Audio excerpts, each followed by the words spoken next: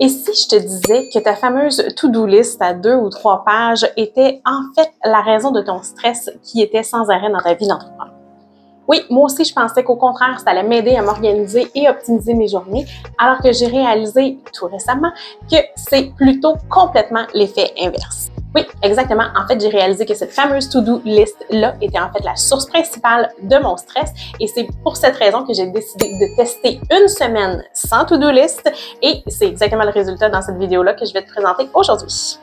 Si tu ne me connais pas, je suis Audrey, propriétaire fondatrice de Vintage Virtuel et j'accompagne les entrepreneurs dans le but d'être des entrepreneurs sereins et de profiter encore plus de leur rôle. Alors, avec ma semaine test sans to-do list, ce que j'ai voulu obtenir, c'est les raisons concrètes pourquoi je soupçonnais que c'était la source principale de mon stress et c'est exactement ce que je vais te présenter. Alors, qu'est-ce qui s'est passé quand j'ai abandonné ma to-do list pour une semaine complète? Ensuite, pourquoi c'est elle, justement, qui peut causer autant de stress dans toutes nos vies d'entrepreneurs? Et finalement, la méthode que j'ai adoptée pour pouvoir m'assurer d'éliminer cette source de stress-là et surtout de rester efficace. Alors, peut-être que tu te demandes, Audrey, c'est quoi le problème avec ma to-do list, avec ma liste de choses à faire? En fait, c'est tout simplement parce qu'elle ne prend pas en compte les priorités.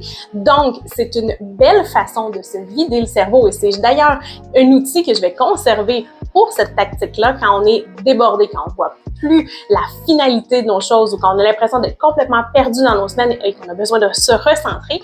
Une to-do list ou plutôt un vide-cerveau va être super efficace. Par la suite, le danger, c'est qu'on ne doit pas travailler à partir de cette liste-là. C'est la technique justement que je vais te présenter plus tard dans la vidéo sur comment transformer cette façon-là. Donc, le problème avec la to-do list en réalité, c'est tout simplement qu'elle ne prend pas en compte les priorités. Le résultat de tout ça, bien évidemment, c'est que tu vas travailler sur à peu près tout, plutôt d'ordre chronologique ou plutôt dans l'ordre où l'idée t'est apparue ou tu t'es rappelé de cette tâche-là que tu devais compléter. Donc, c'est rien du tout qui va être stratégique pour ton entreprise et ta clientèle et c'est rien qui va être stratégique sur le moment auquel tu accomplis cette tâche-là. Et ça fait quand même une énorme différence dans ta productivité pour ta semaine.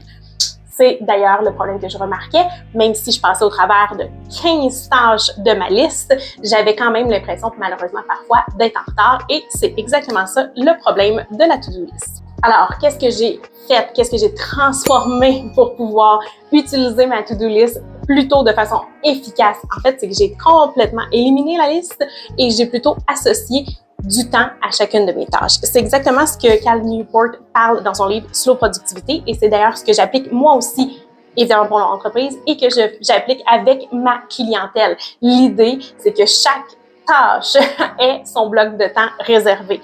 Donc, ce qu'on va avoir comme résultat à partir de là, c'est qu'on va avoir du temps qui va être bien déterminé. On n'aura pas le choix de voir le temps qui est nécessaire pour chacun des projets, chacun des engagements, chacune des rencontres. Et on est surtout capable d'avoir une meilleure idée du temps qui est nécessaire pour chacune des choses dans un délai réaliste. On a tous 24 heures par jour et évidemment, on ne veut pas passer 100% de notre 24 heures à travailler. Donc, de pouvoir associer chaque projet, chaque tâche, chaque client, chaque rencontre, peu importe qu'est-ce qu'on a à mettre à notre agenda, de lui attribuer un moment précis, c'est là où ça va prendre tout son sens et surtout où tu vas avoir un avancement réel dans ta liste de tâches, mais surtout stratégique avec la réalité de ta semaine, de ton mois et des engagements que tu as présentement dans ton entreprise. À partir de là, tu devrais constater 4 résultats concrets et surtout non négligeables. Le premier, en fait, que moi j'ai remarqué justement dans ma semaine test qui m'a, comme je mentionnais, porté à adapter à maintenant pour toujours, évidemment, cette façon de travailler-là.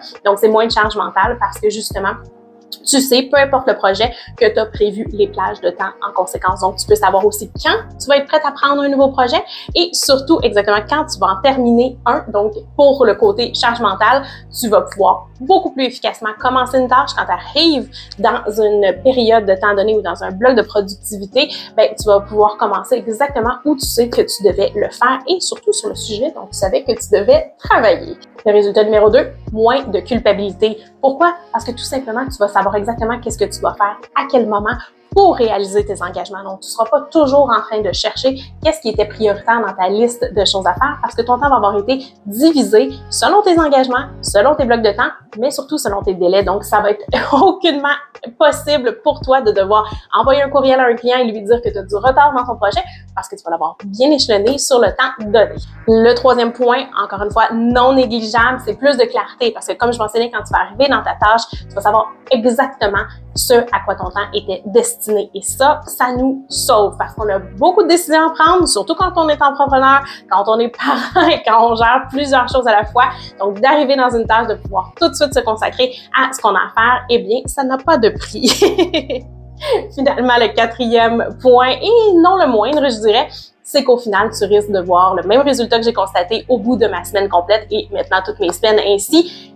Plus de temps libre parce que j'ai déterminé moi-même mes plages de temps disponibles. J'y ai incorporé les projets que j'ai répartis dans le temps et à ce moment-là, je suis certaine de ne pas devoir terminer trop tard parce que j'avais mal vu ou pas lu une priorité qui était à faire dans la journée spécifiquement parmi ma grande to-do list. Donc, 4 résultats vraiment pas négligeables qui, j'espère, vont pouvoir te convaincre et voir à quel point ça peut être précieux de travailler pas avec une to-do list, mais plutôt avec une répartition de tâches dans ton agenda pour que tu sois encore plus, évidemment, serein dans ton rôle d'entrepreneur. Le danger, en fait, c'est que la to-do list va te donner une fausse impression de contrôle, de gestion de ton temps, d'organisation, alors qu'au contraire, tout vient s'y mêler. Et une fois que tu commences à la rayer, ben, tu sais plus exactement où tu es rendu et c'est ça le danger. Tandis que répartir ton temps va te forcer à évaluer le temps nécessaire, va te donner beaucoup d'informations selon le type de projet qui t'accomplit et surtout pouvoir savoir exactement comment tu vas pouvoir évaluer le temps dans les futurs projets. Donc, tout ça combiné va toujours te donner une maturité dans ton entreprise qui va être vraiment formidable. C'est une petite transformation qui va t'amener à pouvoir organiser tes semaines beaucoup plus sereinement et surtout simplement. Alors, j'aimerais ça que tu me laisses dans les commentaires, est-ce que tu es plutôt team agenda planifié, réparti ou team to-do list et pourquoi? Parce qu'évidemment, il n'y a pas de bonne ou de mauvaise réponse dans tout ça, simplement des trucs d'optimisation en productivité. Que cette semaine test-là sans to-do list m'a prouvé, c'est qu'être organisé, c'est pas simplement avoir une liste de to-do bien fait et surtout bien rayée au fur et à mesure ou même une liste de tâches complètement vide. En fait, c'est simplement comment savoir utiliser intelligemment son temps pour que ce soit efficace pour soi. Si tu penses que tu vas pouvoir tester cette approche-là, laisse-le moi dans les commentaires, je serais hyper contente de te lire et évidemment, si tu veux avoir d'autres trucs, optimisation, productivité comme celle-ci pour entrepreneurs, je t'invite à regarder la vidéo de la semaine dernière et moi, je vais te dire à la semaine prochaine!